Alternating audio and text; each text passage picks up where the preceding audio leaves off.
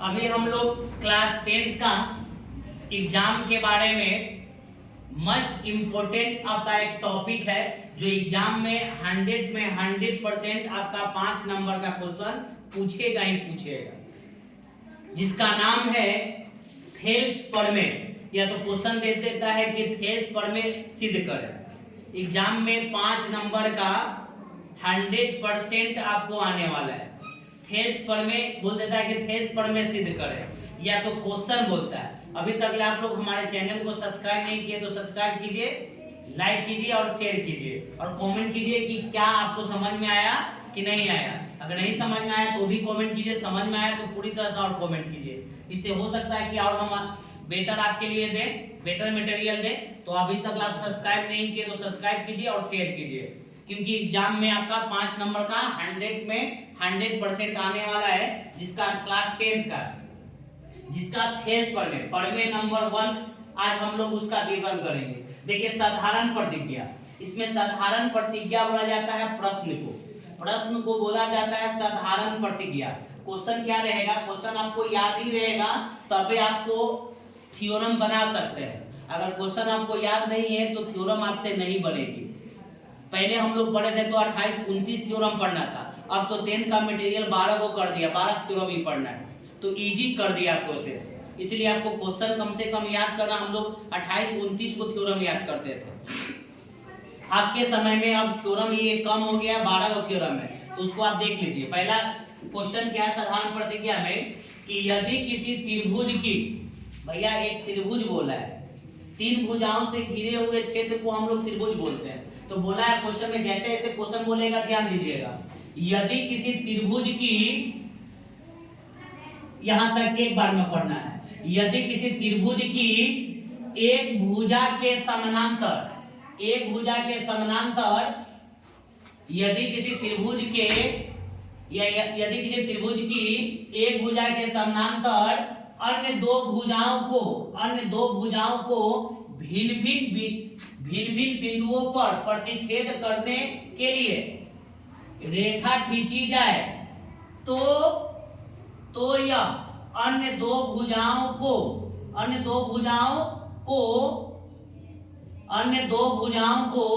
एक ही अनुपात में विभाजित होती है या करती है। यदि किसी त्रिभुज के एक भुजा के समानांतर, एक त्रिभुज मान के चलिए कि आपका त्रिभुज है, देखिए ये आपका त्रिभुज है।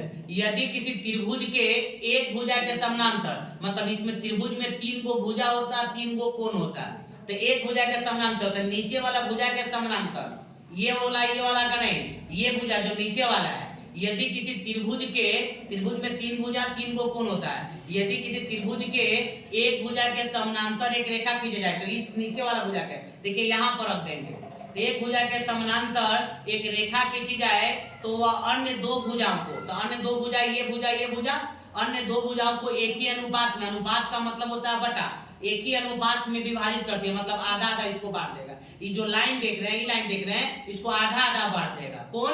तीसरी जो रेखा है, तीसरी जो भुजा है, उसके समानांतर खींचेंगे तब, ऐसे नहीं। समझ में आ रही है बात? क्वेश्चन समझ में आ रहा है कि एक त्रिभुज लेना है भैया। ये देखिए आपका त्रिभुज आपको ले लिए, एक भुजा के समानांतर एक रेखा खींचना है, तो नीचे वाला के भुजा के समानांतर एक रेखा खींच दीजिएगा, तो अन्य दो भुजाओं को, तो ये भुजा को एक ही अनुपात में बांटेगा, मतलब आधा इसको बांट देगा, आधा इसको बांट देगा, आधा आधा हिस्सेदारी दे देगा। मतलब ये पहले एक बाग था, इसका 2 बेटा हो गया, इसका भी 2 बेटा हो गया, तो आधा आधा बंटवारा कर दिया। 10 कट्ठा है तो 5 कट्ठा तुम ले लो, 5 कट्ठा तुम ले लो, लड़ने की जरूरत नहीं है, आधा आधा डिवाइड कर दिया। बस वही क्वेश्चन कर रहा है, उसी क्वेश्चन को आपको हल करना है। क्वेश्चन आपको ध्यान में रखिएगा कि यदि किसी त्रिभुज के, ये भी क्वेश्चन पूछता है, यही क्वेश्चन है, लेकिन पूछने का कई तरीका अलग कर देता है कि यदि किसी त्रिभुज के एक भुजा के समानांतर एक रेखा खींची जाए तो अन्य दो भुजाओं को एक ही अनुपात में विभाजित करता है, बस खत्म। अब देख लीजिए, जिसे कहता है, बोला है कि यदि किसी त्रिभुज के, वो त्रिभुज बनाना है बेटा, देखो त्रिभुज बना देते हैं, देखो एक त्रिभुज बना दिए। यदि किसी त्रिभुज की, त्रिभुज बोला था, त्रिभुज नाम देते हैं A B C, यदि किसी त्रिभुज की एक भुजा के समानांतर, यदि किसी त्रिभुज के एक भुजा के समानांतर, त्रिभुज में 3 भुजा, एक भुजा का नाम आपको देखो व्हाइट बोर्ड पर अब क्या है, ए बी है, एक भुजा का नाम ए बी है, एक भुजा का नाम ए सी है और एक भुजा का नाम है बी सी है। तो बी सी के समानांतर, न कि ए बी और A C, not A B और not A C, B C के समानांतर, एक भुजा के समानांतर एक भुजा के समानांतर अन्य 2 भुजाओं को भिन्न भिन्न बिंदुओं पर प्रतिच्छेद करती है। मतलब यदि किसी त्रिभुज के एक भुजा के समानांतर एक रेखा खींचेंगे, एक रेखा खींच दिए, यदि किसी त्रिभुज के एक भुजा के समानांतर एक रेखा खींच दिए तो अन्य 2 भुजाएं एक ही अनुपात में विभाजित करती है। देखिए एक ही अनुपात में है। देखो इसको हम समानांतर लिख दिए, इसका नाम देते हैं डी और इसका नाम देते हैं ई। इसका नाम डी है, डी और इसका नाम दे दिए ई। अब मुख प्रतिज्ञा में क्या लिखते हैं, इसके बारे में लिखना पड़ता है आपको।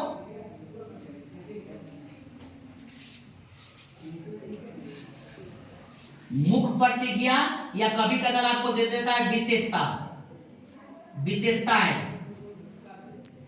ये दोनों में से कुछ ना कोई, दोनों में से कोई ना कोई ये वो आपको लिख दीजिएगा। मुख प्रतिज्ञा या क्या विशेषताएं। मान लीजिएगा कि माना कि ए बी सी एक त्रिभुज है, माना कि ए बी सी एक त्रिभुज है, माना कि ए बी सी एक त्रिभुज है जिसमें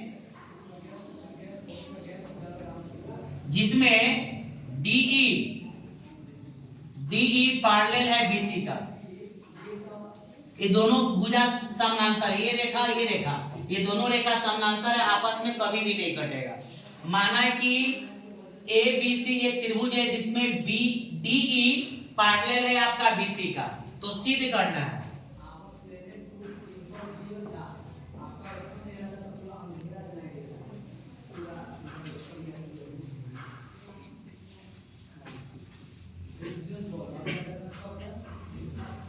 तो सिद्ध करना है कि ये जो भुजा है एक ही अनुपात में, तो भुजा एक का नाम था ए बी और एक भुजा का नाम था ए सी, तो एक ही अनुपात में, तो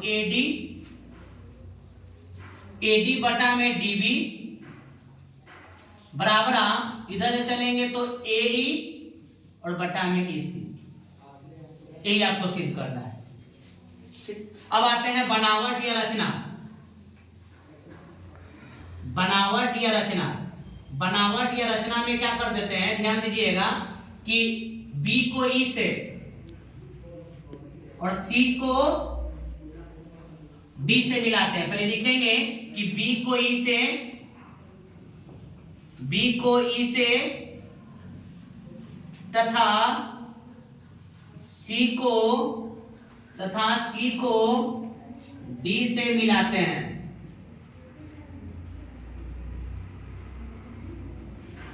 फिर से ध्यान दीजिएगा, B को E से, C को D से मिलाते हैं। जो मिलाते हैं जो बनावट में वो आपको लिखना पड़ेगा, नहीं लिखिएगा फिर आपको नंबर कट जाएगा। फिर क्या करते हैं कि D से DM और E से EN, ये 90 डिग्री का कोण बनता है। यहां भी आपका 90 डिग्री कोण बनता है, याद रखिएगा। तो D से DM परपेंडिकुलर है किस पर, AC पर लंब डाले हैं, तथा E से EN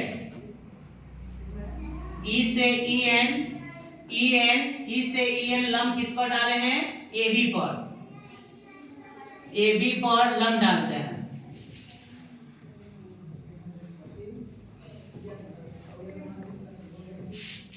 ठीक है, फिर से देख लीजिएगा। माना कि ABC एक त्रिभुज है जिसमें DE पैरेलल में BC दिया हुआ है, तो सिद्ध करना है कि AD बटा में DB और AE बटा में EC। तो B को E से मिला दिए हैं, B को E से तथा C को D से मिलाते हैं। D से DM परपेंडिकुलर AC और E से EN परपेंडिकुलर AB पर लंब डालते हैं। यहाँ के बाद आते हैं परिमाण या उत्पत्ति।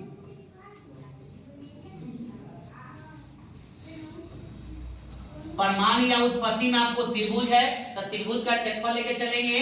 त्रिभुज का क्षेत्रफल सब लोग को याद होगा, त्रिभुज का क्षेत्रफल होता है बेटा 1/2 आधार गुने ऊंचाई या आधार गुने शीर्षलंब, आधार गुने में शीर्षलंब, आधार गुने में ऊंचाई भी बोलते हैं। त्रिभुज का क्षेत्रफल होता है 1/2 आधार गुने में शीर्षलंब या ऊंचाई। अब आपको एंगल लेके चलते हैं, यहाँ पर थोड़ा सा देख लीजिए। देखिए ए आर को हम लोग बोलते हैं क्षेत्रफल, ए आर को हम लोग बोलते हैं क्षेत्रफल, ए आर को हम लोग क्या बोलते हैं क्षेत्रफल। ए आर को हम लोग याद रखिएगा क्षेत्रफल बोलते हैं तो बोलते हैं, ये ध्यान रखिएगा। अब देखिए यहाँ पर थोड़ा सा और ध्यान दीजिएगा, जैसे ही हम लोग डी से डीएम डाले थे, डी से डीएम, तो जो डीएम था आपका ये हो जाएगा आपका शीर्षलंब, ये आपको काम का चीज है। और ई से ईएन डाले थे, डी से डीएम और ई से ईएन, तो ईएन भी आपको हो जाएगा शीर्षलंब। ये थोड़ा सा मैथ बनाने में आपको ज्यादा फायदा करेगा। अब आते लेके चलते हैं ए आर। अभी बताएं कि ए आर को हम लोग बोलते हैं क्षेत्रफल, ए आर को हम लोग क्षेत्रफल बोलते हैं। तो त्रिभुज लेके चल रहे हैं, इधर से पहले इधर वाला में करते हैं। देखो इधर ए डी ई में, ए डी ई एरिया त्रिभुज आपका हो गया क्या, ए डी ई।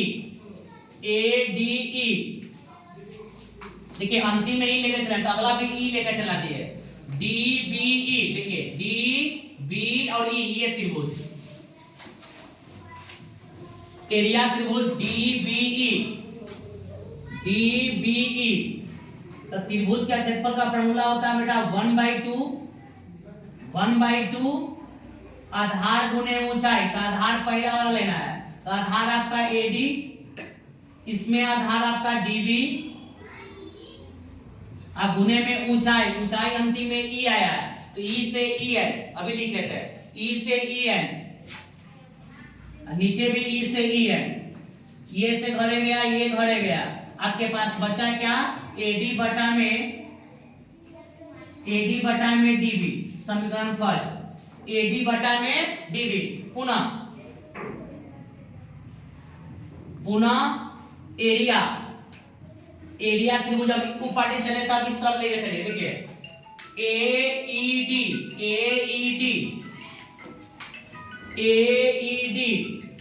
अपॉन में एरिया त्रिभुज इधर आ गए हैं,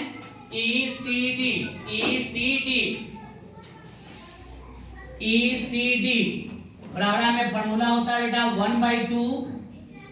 1/2 नीचे भी नहीं दिए, आधार पहला वाला लेंगे तो ई में पहला वाला आधार लेंगे तो ईसी, इंटू में हाइट मतलब ऊंचाई या शीर्षलंब, अंतिम में आया डी, तो डी से क्या हो जाएगा डीएम। पढ़ लिख के आप लोग को डीएम में बनना है। देखिए तो क्या रहेगा, ए बटा में क्या, इसी समीकरण को किया गया सेकंड। देख लीजिए समीकरण फर्स्ट और समीकरण सेकंड में किसी को अगर डाउट है तो देख लीजिए।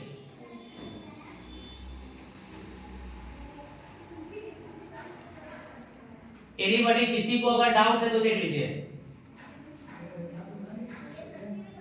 यहां तक किसी को अगर डाउट है तो देख लीजिए भैया, किसी को डाउट यहां तक नहीं होना चाहिए।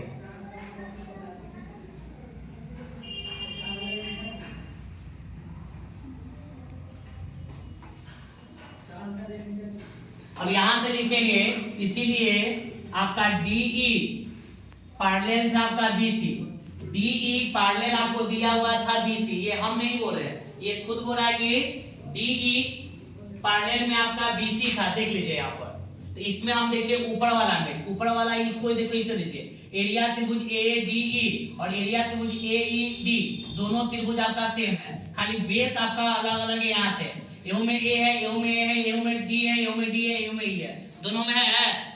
अरे हाँ ये ना, तो लिखेंगे कि एरिया त्रिभुज ए डी ई तथा एरिया त्रिभुज क्या, एरिया त्रिभुज क्या लिख देंगे, एईडी का आधार